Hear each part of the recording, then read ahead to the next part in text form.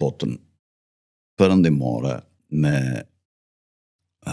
sistem politik pluralist dhe me ekonomi të lirë, tregu dhe me pronë private si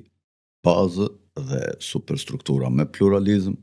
dhe nga ana tjetër lindja e cila do të kishte superstrukturë vetëm një parti politike, pra syrin gjithpamës shtetin komunist, siç duan ta bëjnë tashi,